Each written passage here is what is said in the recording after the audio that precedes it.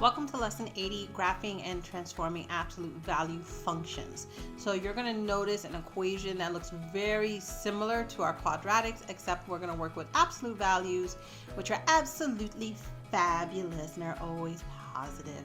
So we're going to, one, describe the changes in A, H, or K, just like we did in the last lesson. And we'll be able to describe what that means to the V-shaped graph, whether it's shifted left, right, up, down, flipped, vertically stretched, or compressed. Before we look at transformations, let's look at the basic parent function y equals absolute value of x. And here you can see the shape is not a parabola, it is a V.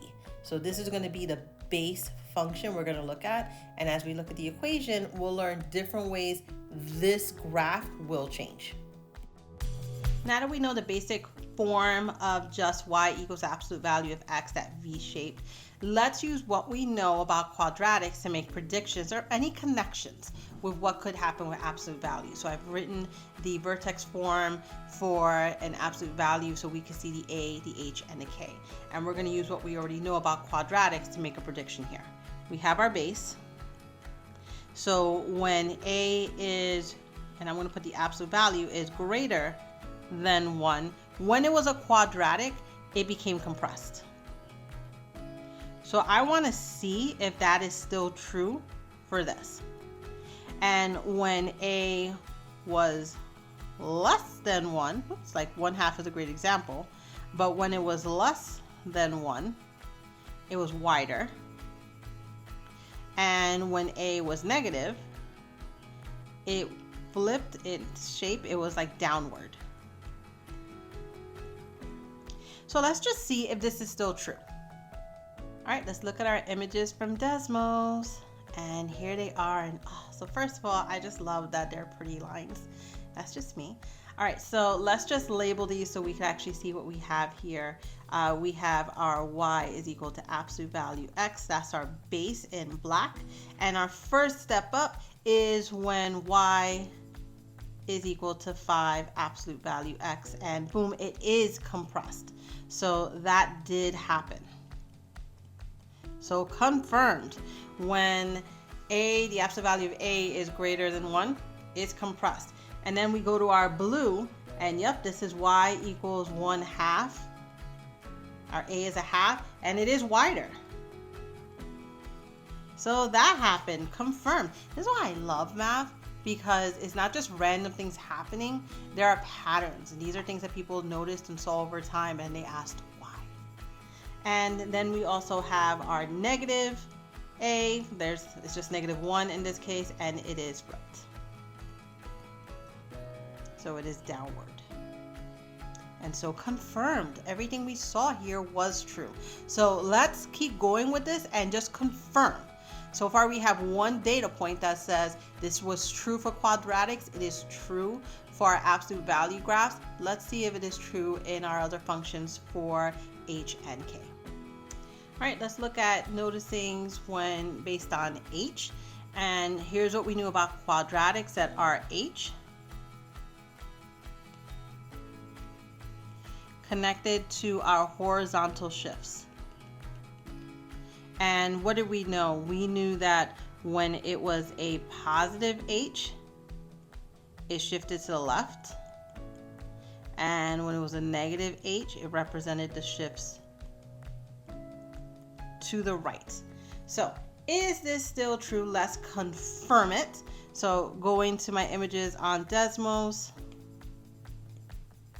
So first off, I'm just gonna name this.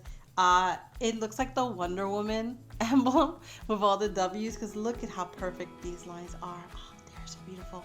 All right, I got distracted for a second. All right, our base is here on the bottom, x. Our y equals absolute value of just x. And our first one is y equals x plus 5. And you can see over here that our vertex has shifted to the left 5 times. So it went from 0, 0 to 0, -5. So that's important. It shifted to the left 5 and it went to -5. And again, the counterintuitive, I see a positive 5 here and it's shifted. Our x value is now negative 5 in our vertex. And it is also true for the other direction. Our vertex when y is equal to x minus 5 in the absolute value symbol, we've shifted 5 to the right to 0, 5. All right, so this is once again confirmed. We're getting another data point, confirmation about the form of our function with absolute value and the shifts and transformations that we can see in the graph, and where it correlates to our equation. We're going to use the same logic. So what happens with k, and we knew that in quadratics, k meant our vertical shifts. So that's how it impacted our graph. So when k was positive, it meant shifting up, and when k was negative, let's actually put them in the front instead, it meant a shift down. All right, so let's use that. So let's just sketch it. We think it's going to look like what? So here's the regular, and we're going to predict if it's plus 5, it's going to go up, and if it's negative 5, it's going to go down. That's our prediction based on what we already know. So let's go, and I already screenshot those images. Boom! So here we go. This is what we got on Desmos, and we were so right. We got it. We did it. So here it is. This is x plus 5, and we also have x minus 5.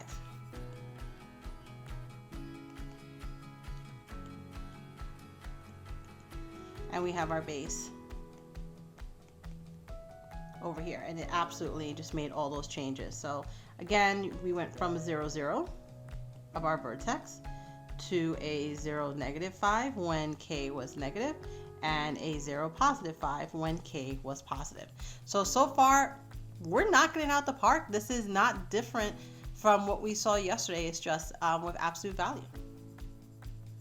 All right, we're going to jump into our guided practice. You're going to figure out all the transformations for k of x from f of x. So hit pause, use your notes, and jot down the transformations, as well as how the vertex k of x is related to f of x. All right, let's do the reveal. Let's show out. You should have found that there are 4 transformations happening. In the first one, the first 2 have to do with a, and then we have one because of h and one because of k. So the first one, because a is a negative 2, it is going to flip. It's flipped and it opens downward. So it's going to be like that upside down V instead. So that's the first part we're going to see. And also because the absolute value of a is greater than 1, it is also going to be compressed. So that's our second transformation. Now let's talk about our h and our k. Now our h is a negative 3. So remember, if it's positive, it goes to the left. But because there's a negative 3, we're going to shift 3 to the right. And because k is a positive 4, that's our vertical, so that's what these do, we're going to shift 4 up. All right, so given that,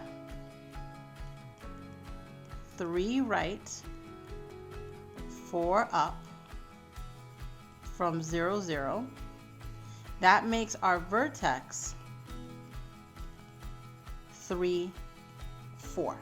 All right, so let's jot this down into our notes, and if you have anything different, first of all, if you missed a transformation, if you missed one of them, just jot it in. A lot of times people don't see there are 2 things for a, so just be noted, be aware. I think h and k just make sense. And the vertex part, just ensuring that you're still getting the shift left or right, that horizontal one based on h. And let's look at our graph now. Here it is. And you can see here's our base one, y absolute value of x. And you can see that our second one, all those things are true. It is face downward, so that did happen. It is compressed, it is skinnier than this wide one. So yep, got that one as well. We did shift 3 to the right and up 4, so those are also true. And that made our vertex 3, 4. So we got it. We did it, Math Marbles. Hopefully you're seeing all of these and you're going 4 for 4 on all the transformations. As always, if there's something that you're making error on, use that information just to make shifts and adjustments in your practice. Use it either to get feedback, to build awareness, and to just give yourself more practice to really nail that skill. It's all about the snappy practice, guys. That's how we get better. Well, that's it for today's lesson. I'll see you in the next one. Be well.